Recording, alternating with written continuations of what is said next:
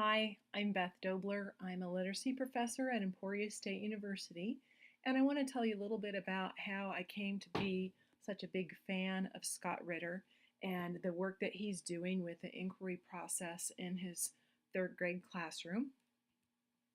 So, just before I talk about Scott, let me tell you a little bit about my background and how I became interested in the topic of inquiry.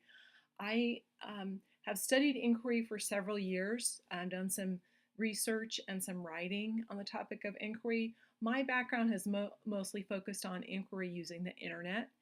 And that interest began when I watched my 4-year-old son exploring on the internet and was amazed at what he could do and wondered about the skills he would need to be successful with using the internet later in his life. So that's kind of how I got started in this field.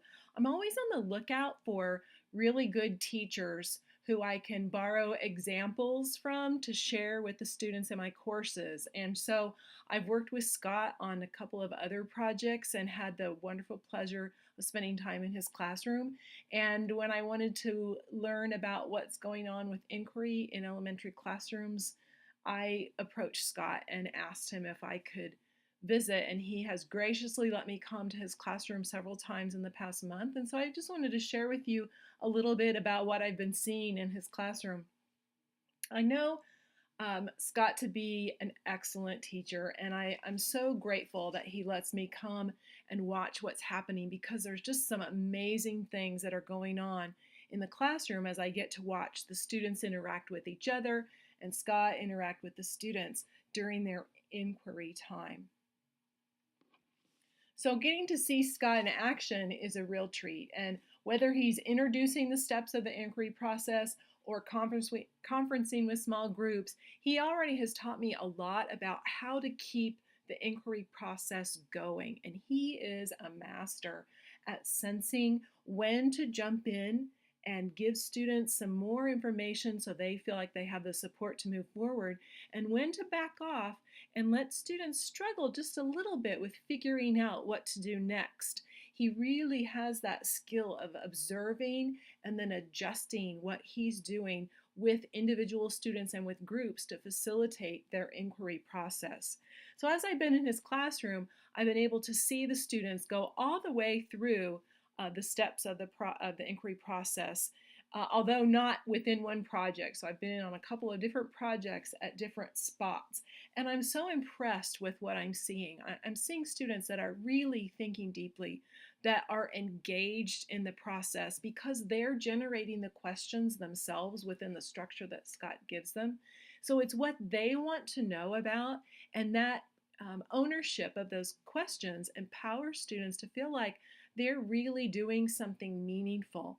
The other plus, I think, in the process that Scott emphasizes is that the students are always looking to answer their question. So I've noticed students want to jump ahead and they want to get right to that project right at the beginning. And so Scott really has to slow them down, bring them back and say, okay, what is your question? What kind of information have you found to help you answer that question? What do you still need to find?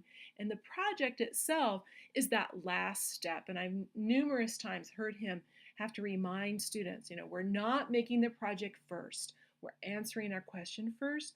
And what a powerful learning opportunity that is for students, because that's really what we do as adults when it comes to inquiry.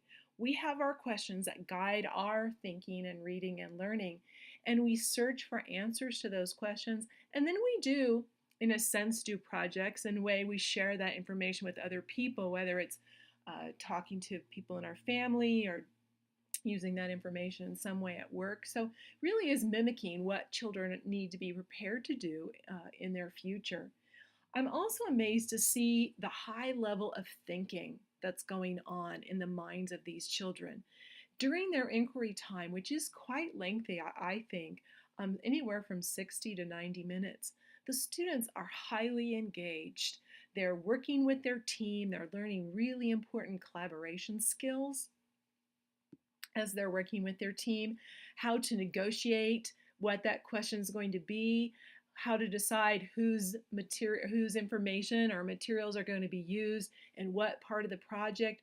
They really having to develop those cooperation skills in making their project come together.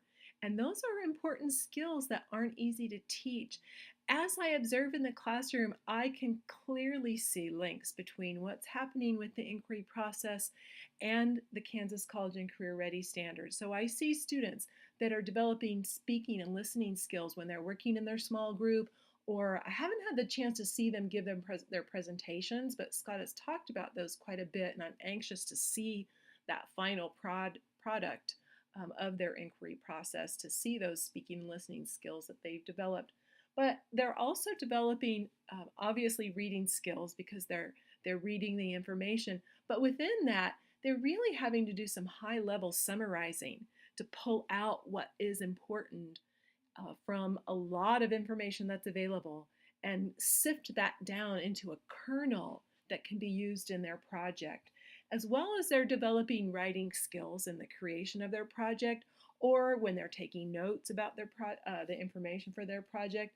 And then, of course, language skills, and certainly key vocabulary comes into play here as they're expanding their knowledge of their topic, coming across words they may not be sure about, and figuring out, how can I use these in my project? What do these even mean? And they have their group to go to and Scott to go to. So it's a fascinating process, very important in helping children to develop those real world skills that they can take with them out of the classroom into their future classroom experiences, but into the other aspects of their life, because really that's what we do as adults. We spend time searching for information and then using that information in some way. So thanks for letting me share with you today. I hope you enjoy your day with Scott. I'd love to be able to hear him speak.